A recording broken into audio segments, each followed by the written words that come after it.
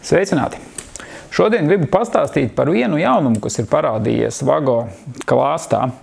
Mēs labi atceramies, kas arī nesen parādījās 221 inlines universāliem pielietojumiem. Tas ir kabelim gan mīkstajam, gan cietajam. Tad uz doto brīdi mēs esam saņēmuši un varam piedāvāt inline monolītajam kabelim. Kā redzams, starpība ir.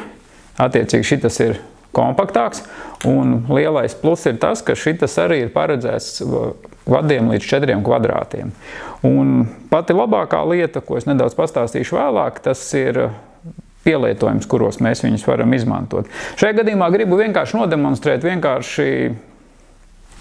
tāpatās, lai būtu skaidrs, kā mēs varam to izdarīt. Savienot kabeli, ja piemēram kabelis ir bojāts, šajā gadījumā esmu sagatavojis 2 kabeļa gabalus, pieņemot, ka mēs esam kabeli sagatavojuši, lai to savienot, ja bijis, piemēram, plīsums kādā no dzīslām, tad šajā gadījumā mēs ņemam, notīram atbilstoši, kā rakstīts uz spaila, šajā gadījumā tas ir šeit, mums ir vats kabelīts jānotīra 10 mm, attiecīgi ņemam instrumentu, kāds kuram ir, tas ir labs. Šajā gadījumā mēs notīram nepieciešamo dzīslas garumu no izolācijas.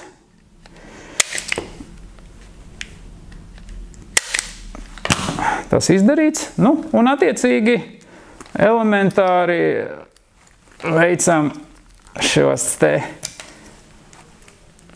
darbības, tas mums aizņem ļoti maz laika. Tā, viena puse izdarīt un attiecīgi liekam otrā pusē kopā. Šajā gadījumā tikai nesajaukt krāsas, tas pēc tam attiecīgi rezultēsies ne īpaši labos gala rezultātos, un tad attiecīgi šajā gadījumā plus ir tas, ka šī spaile mums dod iespēju arī mazlietiņ pagarināt vada garumu. Šādā veidā izskatās savienojums.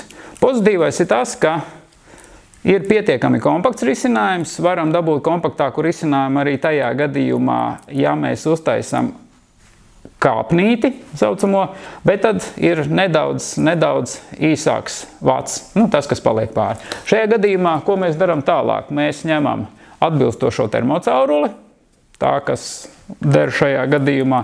Termocaurule ir ieteicams izmantot ar līmi, lai nodrošinātu pēc iespējas labāko savienojumu, un attiecīgi ievērojot visus drošības pasākumus, ņemsim termofēnu, ieslēgšu, lai iesilst, un attiecīgi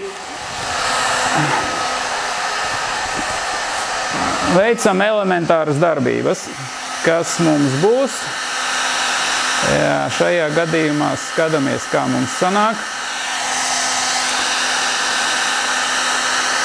Tas, ko es minēju pirms tam, un kas ir pozitīvs un kas ir parādījies jau saistībā ar šīm spailēm, atbilstoši jaunajām regulām, Eiropas normām, šāda veida savienojums ir iespējams un var tikt izmantot slēptajām instalācijām. Šī te instalācija, konkrēti, ko es daru tagad un rādu, ir atbilstoši normām, un tā nodrošina dubulto izolāciju. Ja pirms tam slēptajās vietās, jeb slēptajiem savienojumiem bija nepieciešams vai lodētais savienojums vai metinētais savienojums, un īstenībā nekas cits arī nebija kā opcija, tad šajā gadījumā var izmantot šādu te metodi. Kā redzējāt, tas ir ļoti ātri un vienkārši. Plus, kā es minēju, arī pirms tam, izmantojot šo te spaili, ir iespējams mazlietiņ arī pagarināt kabeli. Tas ir kaut kādi plus mīnus līdz centimetram, tas, ko mēs varam dabūt klāt. Un, ja bojājums kabelim ir noticies sienā, un mēs esam izkaluši to rogu sienā un dabūjuši kabeļu galus, tad ir iespēja katrā ziņā viņu savienot un pagarināt, izmantojot šo te spailīti. Neko citu mums nevajag.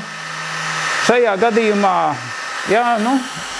cik ātri tas man sanāca, Šajā gadījumā mēs esam dabūjuši principā hermētisku savienojumu un, jā, principā šādā veidā izskatās visa tā lieta.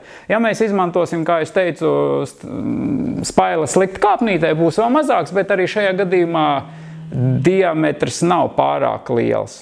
Tā kā, lūdzu, risinājums, ko es parādīju, teiksim, es domāju, tas jums arī skaidrs un zināms, bet lūdzu, ņemam, izmantojam un lai jums veicās!